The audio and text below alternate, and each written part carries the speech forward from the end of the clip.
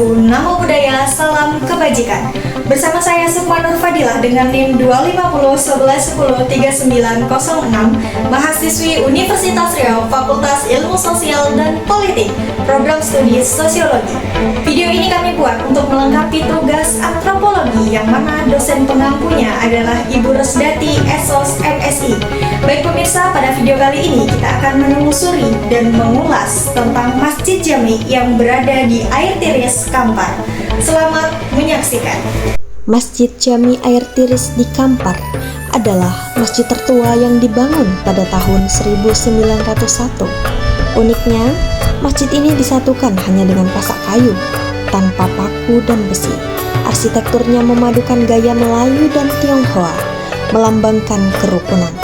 Masjid ini juga dikenal dengan berbagai kisah mistis, termasuk legenda bahwa ia kebal api saat dibakar Belanda dan tidak pernah terendam banjir. Di dalamnya terdapat batu bertuah yang dipercaya bisa berpindah tempat dan air rendamannya dapat menyembuhkan penyakit. Masjid Jami Air Tiris bukan hanya tempat ibadah, tetapi juga warisan budaya dan sejarah yang berharga. Berikut kami tampilkan video wawancara yang dilakukan oleh tim kami kepada pengurus dan pengunjung.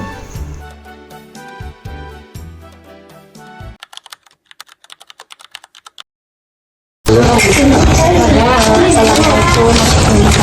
Kami ini mahasiswa Universitas Riau. Kami jurusan sosiologi, masih semester pertama.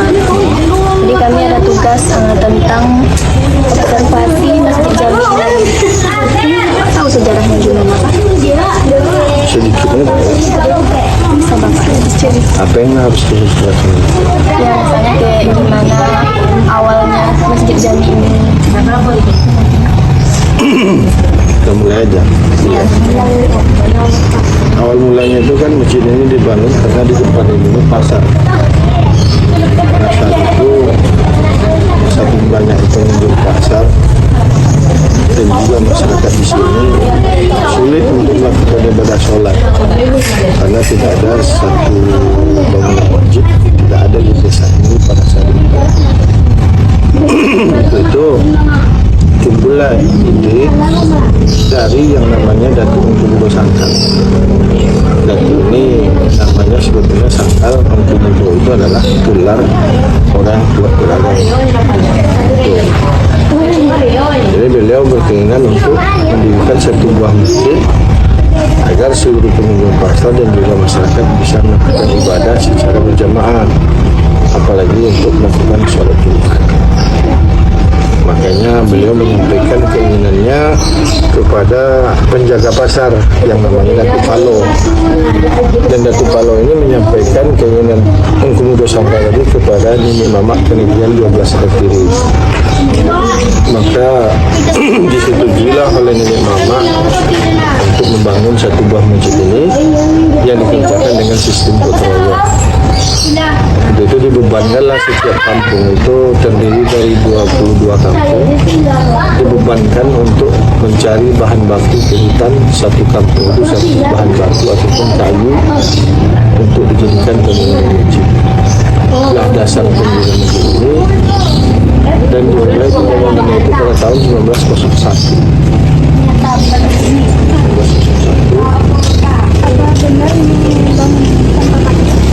Bangunan ini kalau untuk dinding dan tiang-tiangnya memang tidak menggunakan paku dari besi, satu pun tidak ada sampai sekarang, karena untuk dinding sama tiangnya semuanya masih asli.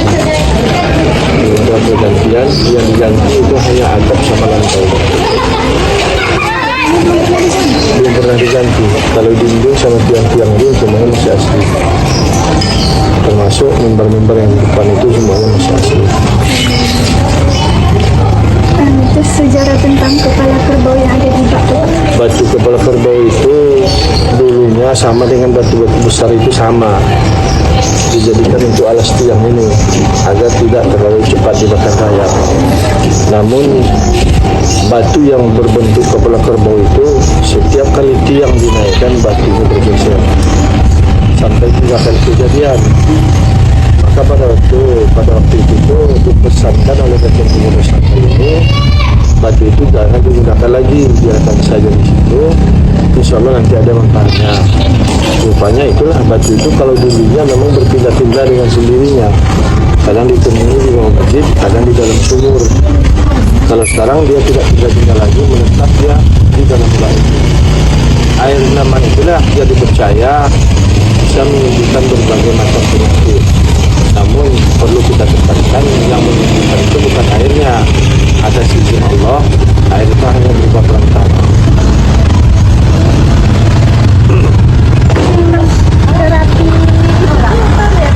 Yang kalau terapi ini baru sekitar 4 bulanan, itu memang kami dari pengurus yang berbagi. Nah, menarik jemaah juga kan, orang sambil terapi kalau masuk sholat otomatis kan orang jemaah di sini karena sholat 5 waktu, seluruh kegiatan keagamaan masih di sini, termasuk sholat Idul Fitri.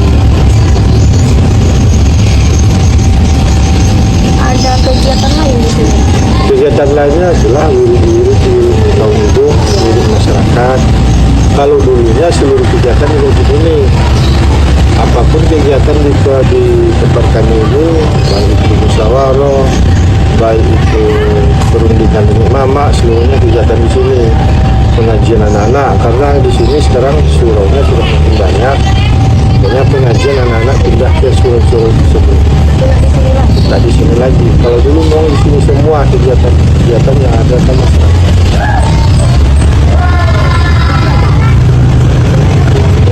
Ya, oke. Boleh kan? Boleh, asal sholat. Ya untuk itu Pak,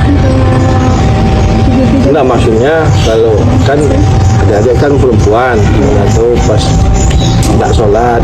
Nah, kalau memang pas tidak sholat atau ada yang non muslim tidak boleh masuk ke dalam. Tapi kalau memang sholat tidak masalah masuk. Ada salah satu tiang waktu mau mendirikan tiang itu tidak mau bergerak, tidak mau berdiri walaupun 1 inci. Rupanya di situ ada disaksikan oleh sepasang Belanda yang non muslim.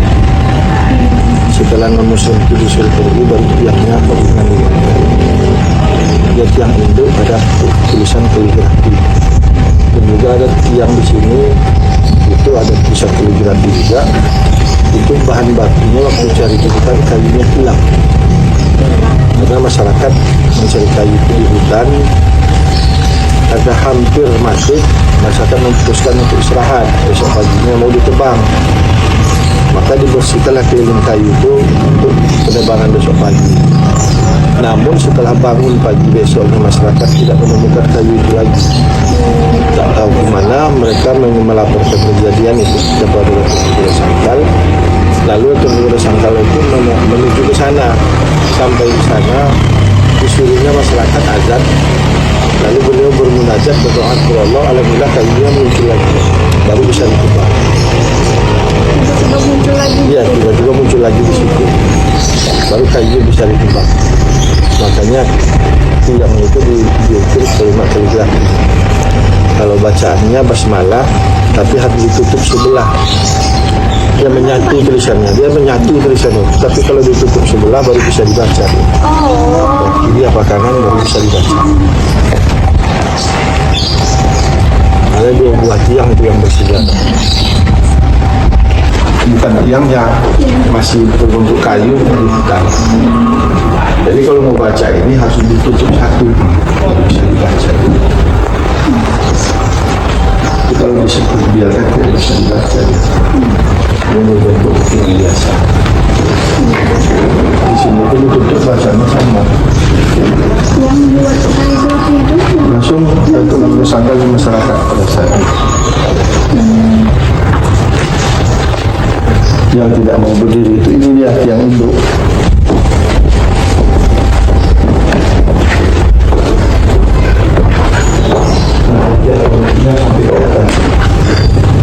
Empat ini kan tiang induknya. 2, 3, 4 itu yang sampai ke atas. yang mana aja Pak? 1, 2, 3, 4 ini tiang induknya. Yang sampai ke atas. Yang tidak mau berdiri itu yang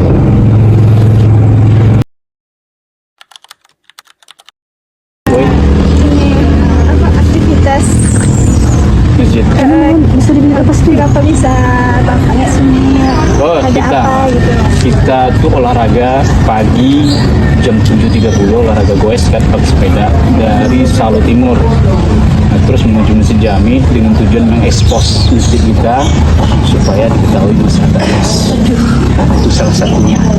Bapak orang sini Kak? Campuran, aslinya Rokan Hilir.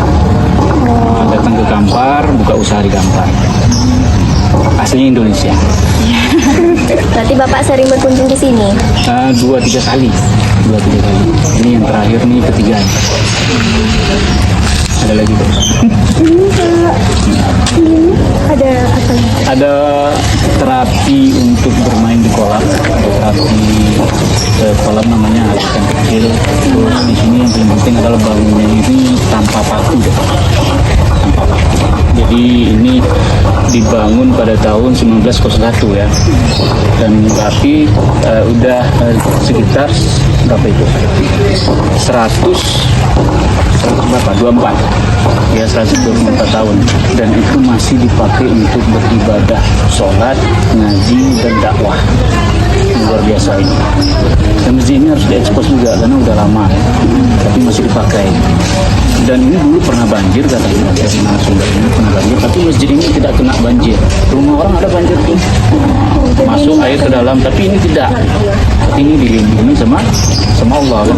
Ya, itu. Tapi kalau untuk lebih mengetahui lagi tentang masjid ini, ada namanya Bapak Nasaruddin yang pakai baju putih itu.